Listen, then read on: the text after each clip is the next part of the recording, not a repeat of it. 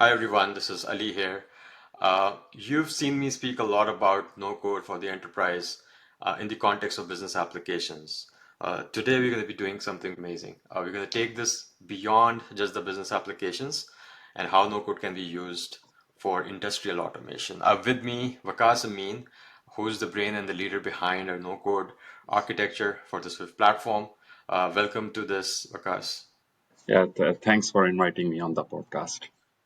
Okay, so because when we came up with this interesting use case, right, there were a lot of variables there. There were a lot of things that were there were a lot of moving parts, right? We didn't just have to integrate this application with the ERP, but also we had to create a process that it can actually integrate with the whole industrial automation, actually control the production line, even shut down the PLC for certain scenarios. What was your feeling when we were starting to initiate this project with so many moving parts? Uh, what were your thoughts back then? Yeah, actually, from the very start, I made up my mind that this had to be done on the no code. Uh, I remember thinking when I was just planning for this project, so I was like, we are not going to write a script, we are not going to write a single line of code, and we are going to implement this solution all on the no code way. Realistically, I cannot be deeply involved in on every single project. But when this implementation came up in front of me, so I was like, I have to do it and I'm going to do it in a no code way. And today I can proudly say that all the production lines at the floor level are automated using no code technology.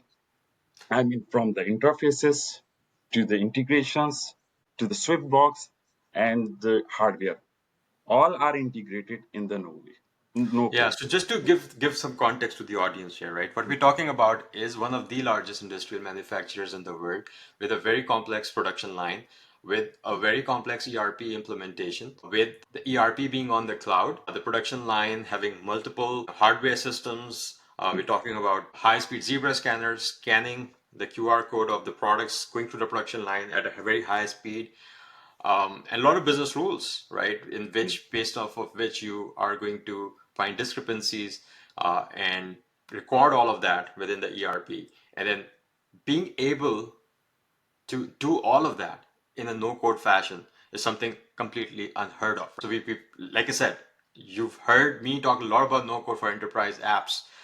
Now this is a scenario where we're talking end-to-end, like Vikas mentioned, the end-to-end across the whole solution in no-code fashion. So Vikas, how was uh, that fearless mindset that we've built within eFlux, uh, and the collaboration with the team, Yeah. and the culture that we have of taking the challenges head on, were responsible for this success.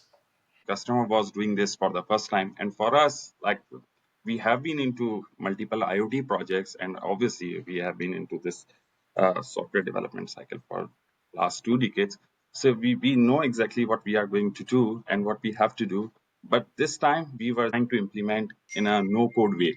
So it was a quite exciting journey for us and for the customer as well. Like, we both were together, we were doing collaborations, we were discovering any new thing comes up, we as a team take it as a challenge. We were taking it as a challenge, and it could be coming from the hardware side as well as it might come up from the software side as well. But that was a whole team effort from the customer end as well as from the uh, development end. But one thing was in our mind that we are going to implement this solution in a no code way that has never been done before. So, as a team, I can say that obviously we have a fearless type of attitude, and every time we take everything as a challenge. So, obviously, this was something new. If we talk about the industrial automation using, say, no code platform, we were using Swift as a no code platform for the industrial automation. And yeah, it was a quite an exciting journey for us, and we learned a lot while implementing this solution. Yeah. So now what we're talking about is all the way from the ERP to the production line. So there are a lot of different components that you designed and built into the overall solution. Can we go through that? Like, Yeah, what are those key pieces? yeah, actually, we broke it down into multiple parts. like obviously integration and flows are our strength. So we took it from there.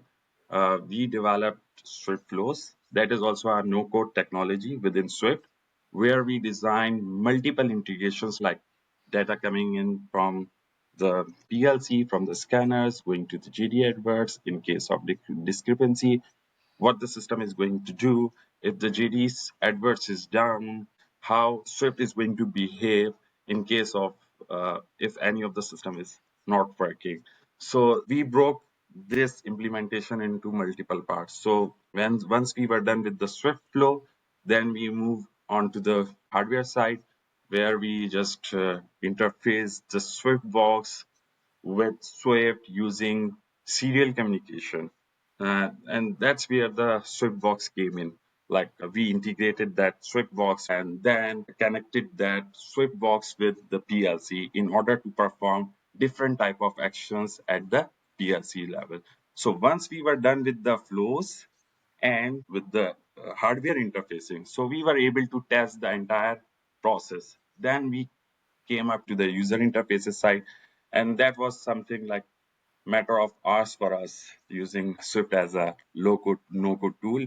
So we were able to develop the interfaces as per the requirement. So that was not the biggest challenge for us in terms of developing a UI, but for us, that was something new for us, interfacing hardware with the Swift box and generating a 24 volts.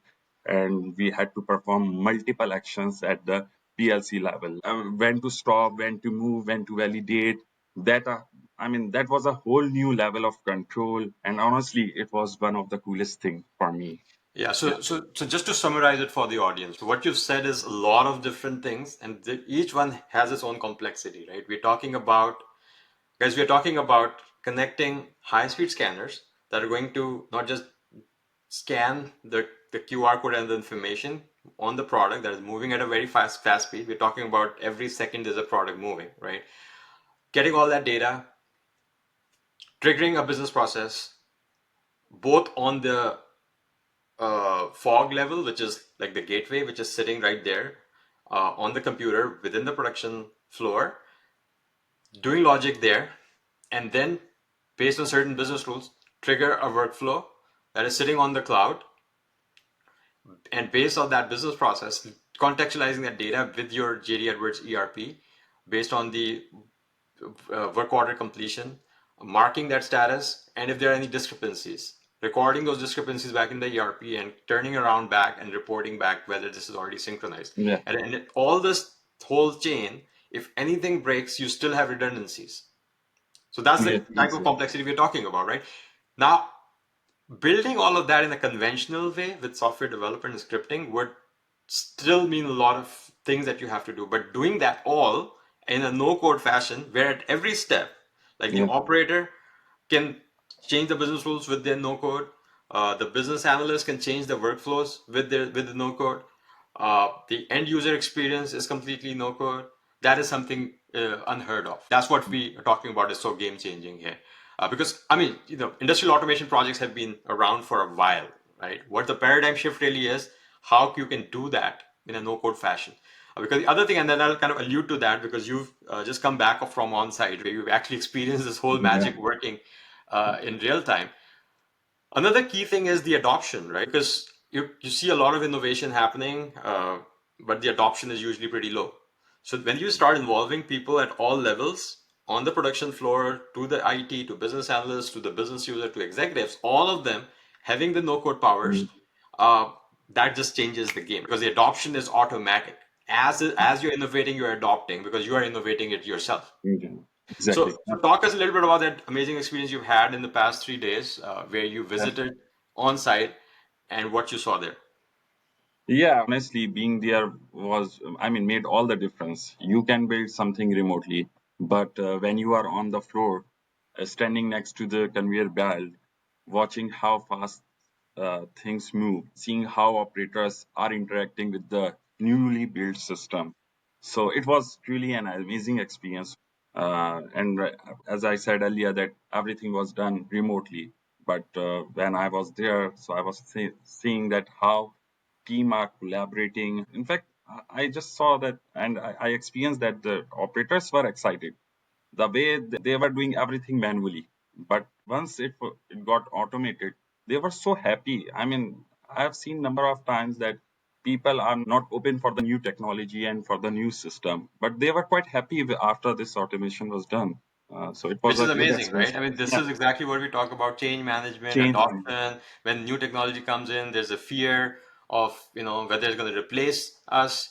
The fact that they were involved in building that itself Exactly, and were involved in that whole cycle of innovating and adopting, right? So that's the idea that we exactly. really, we are hammering into our customers' mind, that adopt as you innovate, adopt In, as you innovate, as yes, in opposed fact, to what, innovating it in silo, and then when you exactly. actually deploy it, then you realize that this is something different. And So one more point I have to make over here. I mean, operators were coming to me. They were coming up with the ideas like, Vakas, we need this type of a stuff on the dashboard. We need this type of a UI. We want some sort of a search criteria on this screen. So they were so involved, and I was like, this is a matter of minutes. You can do it on your own. Don't ask me. Just open the designer and start building things on your own. Don't ask me for that.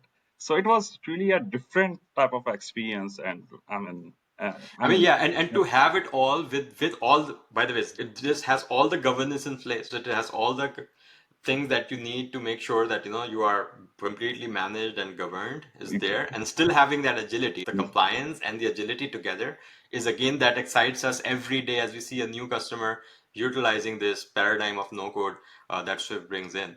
Um, Yeah, let's talk a little bit about how this completely changes, and that's where we started. How it completely changes the future of industrial automation. Because we've thought about industrial automation as some fixed programming, some exactly, PLC programming that is yeah, sort of, only touch where you really have to. But all the agility and all the creativity, all the things that you come day in, day out across that whole solution, uh, how no code has completely changed the future of how you quickly can you do those things. that's exactly. I mean, this is a bigger change. I mean, that was just not the project. It proves that no code isn't just about for the software.